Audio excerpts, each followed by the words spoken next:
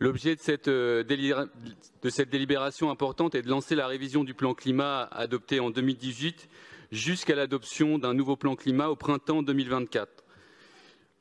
Le contexte, vous le connaissez, c'est celui de l'urgence climatique. Le réchauffement climatique s'accélère. Dans son dernier rapport, le GIEC plaide pour une diminution drastique des émissions de gaz à effet de serre. Le GIEC souligne également que nous n'avons plus que 3 ans pour inverser la tendance à la hausse des émissions et ainsi éviter les effets les plus dévastateurs du changement climatique. Je dis les effets les plus dévastateurs du changement climatique car nous subissons déjà, y compris à Paris, les conséquences du dérèglement climatique. À Paris, la température moyenne a déjà grimpé de 2,3 degrés. Dans quelques années, le climat de Paris sera comparable à celui de Séville. Nous nous préparons à l'éventualité de pics de chaleur à 50 degrés sur le territoire parisien, avec des vagues de chaleur beaucoup plus intenses et beaucoup plus fréquentes, comme celles que nous avons connues déjà à la mi-mai. Ce constat sans appel nous oblige à accélérer notre politique de lutte contre le changement climatique grâce à une planification écologique à la fois précise et ambitieuse, tant en termes de réduction des émissions que d'adaptation au changement climatique. Celle-ci a déjà été engagée dès 2007 avec l'adoption du premier plan climat de Paris, dont la dernière version adoptée en 2018 est alignée sur les objectifs de l'accord de Paris, neutralité carbone et 100% d'ENR en 2050. Nous sommes sur la bonne trajectoire en matière de baisse des émissions, moins 20% depuis 2004, et de part des énergies renouvelables dans le mix énergétique, 18,5% et actuellement à plus de 20%. Il faut bien mesurer ce que signifient ces chiffres. C'est énorme et c'est le fruit de politiques extrêmement volontaristes et cohérentes, pour répondre à Jean-Didier Berthaud, de la ville.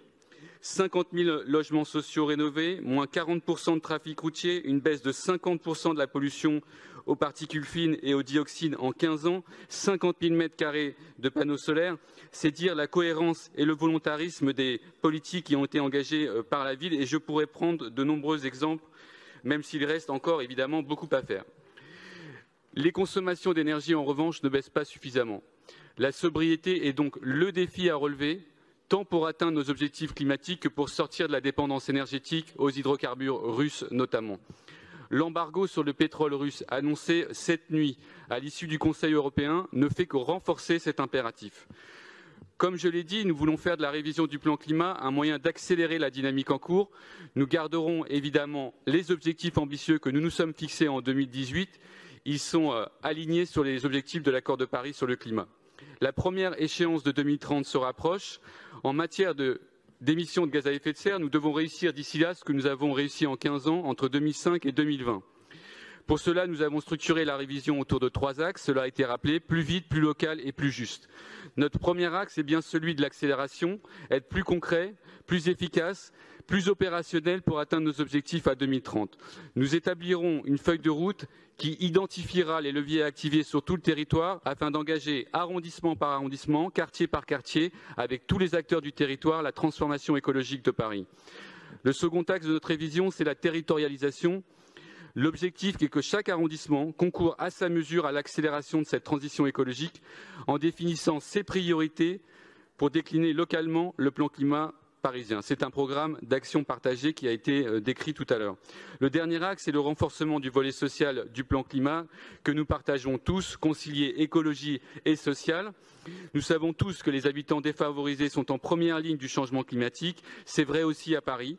Pollution de l'air près du périphérique, surchauffe dans les quartiers minéraux, précarité énergétique, passoires thermiques. La transition écologique dans tous ces quartiers doit être un levier puissant au service de la lutte contre les inégalités. Les acteurs des quartiers populaires seront largement impliqués dans la concertation et la collaboration de ce plan. Des actions spécifiques seront évidemment définies en direction des populations défavorisées parisiennes.